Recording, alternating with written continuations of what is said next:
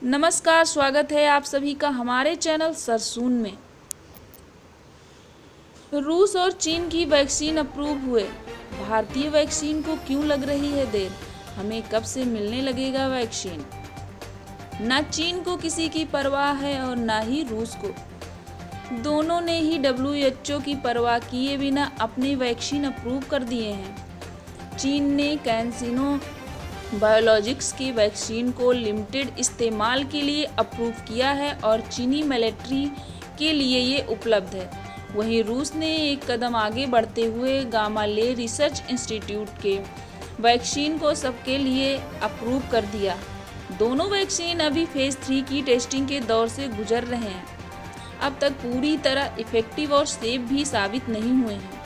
वहीं कोरोना संक्रमण की बढ़ती दर के साथ दुनिया के टॉप 3 देशों में शामिल भारत में कोरोना वैक्सीन तो बन गए हैं, लेकिन इस्तेमाल के लिए साल के अंत तक उपलब्ध होंगे। भारत में वैक्सीन के लिए देर क्यों लग रही है?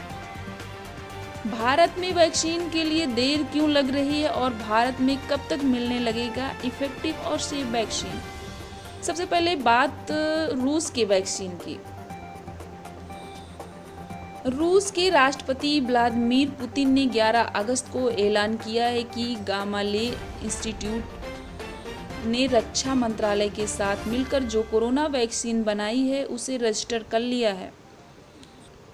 रूस ने इस वैक्सीन को जनता के इस्तेमाल के लिए मंजूर की गई दुनिया की पहली वैक्सीन के तौर पर पेश किया है। सितंबर से इसका उत्पादन शुरू होगा और अक्टूबर से आम लोगों को वैक्सीन लगाने की शुरुआत होगी। पुतिन की बेटी ने भी वैक्सीन लगवाया है। रूसी राष्ट्रपति के मुताबिक ये वैक्सीन 2 डोज का है। पहला डोज लगाने पर बेटी को बुखार आया था, लेकिन अगले दिन वो सामान्य हो गई। दूसरे डोज के समय भी ऐसा हुआ। वैक्सीन से शरीर में बने एंटीबॉडी 2 साल तक कोरोना वायरस से सुरक्षित रखते हैं। गामाले इंस्टीट्यूट के वैज्ञानिकों की माने तो ये वैक्सीन पूरी तरह से सेफ और इफेक्टिव है। पैरासीटामोल से बुखार को काबू किया जा सकता है।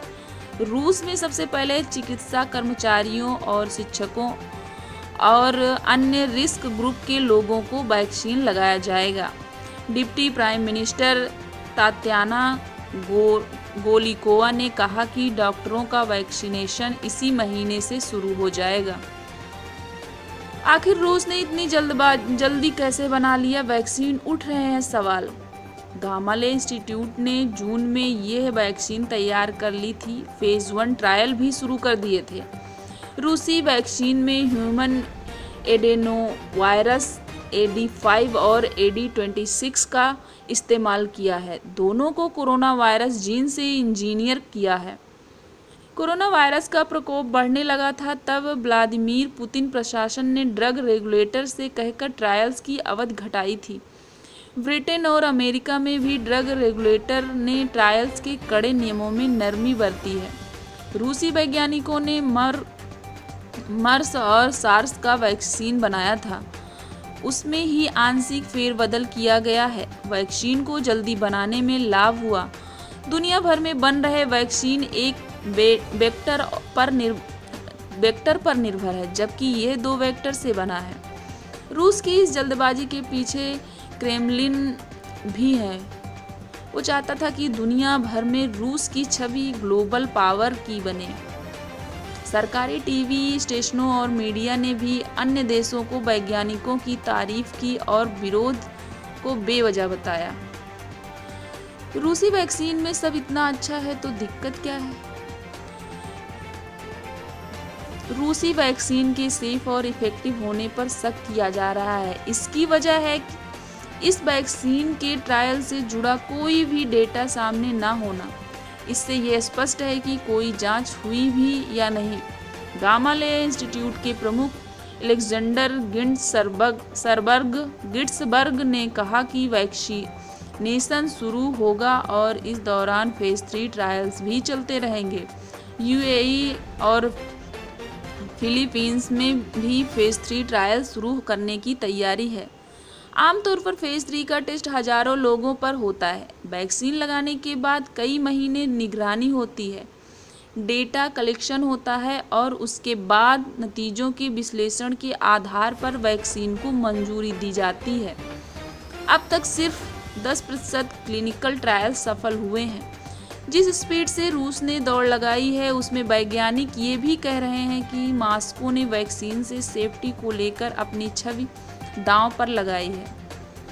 Association of clinical trials organization ने रूसी हेल्थ मिनिस्ट्री को ट्रायल्स से पहले वैक्सीन रजिस्ट्रेशन टालने का अनुरोध किया था। कहा था कि टेस्ट से पहले ड्रग्स को मंजूरी देने से जोखिम बहुत बढ़ जाएगा। ट्यूबिंगेन यूनिवर्सिटी हॉस्पिटल में क्यूरोवेक के वैक्सीन का क्लिनिकल ट्रायल कर रहे डॉक्टर पीटर क्रेमसनर का कहना है कि बिना जांच के वैक्सीन जारी करना खतरनाक हो सकता है। ये लोगों को खतरे में डाल रहा है। लंदन में क्वीन मैरी यूनिवर्सिटी में intellectual property law professor Duncan Matthews ने कहा, वैक्सीन स्वागत योग्य है लेकिन सेफ्टी प्रायोरिटी होनी चाहिए। अमेरिकी व यूरोपीय दवा नियामकों ने ट्रायल्स के लिए समय घटाया है पर सख्त मानक तय किए हैं। देखना होगा कि रूसी मानक किस तरह तय हुए हैं। ऐसे तो भारत भी जल्दी ला सकता है वैक्सीन। ला तो सकता है लेकिन लाएगा नहीं। आईसीएमआर के साथ मिलकर स्वदेशी वैक्सीन कोवैक्सीन बना रहे भारत बायोटेक इंटरनेशनल के चेयरमैन कृष्णा एल्ला ने कहा कि कंपनी टेस्ट को लेकर जल्दबाजी में नहीं है। एल्ला का कहना है कि उन पर वैक्सीन जल्दी बनाकर देने के लिए बहुत दबाव है लेकिन सेफ्टी और क्वालिटी सबसे ऊपर है। कंपनी गलत वैक्सीन जारी कर लोगों की मौत की वजह नहीं बनना चाहती। कंपनी बेस्ट क्वालिटी की वैक्सीन बनाना चाहती है। उसे पूरा भरोसा है कि कोवैक्सीन एक इनएक्टिवेटेड वैक्सीन है और ऐसे वैक्सीन का रिकॉर्ड अच्छा है और यह SARS-CoV-2 कोरोना वायरस के खिलाफ इफेक्टिव होगा।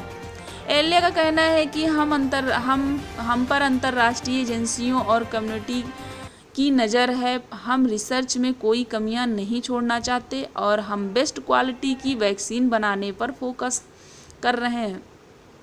एलिया ने कहा, भारतीय इंडस्ट्री यूरोप या अमेरिकी कंपनियों से कम नहीं है। टेक्नोलॉजी और क्लिनिकल रिसर्च के मामले में तो चीन से बहुत आगे है।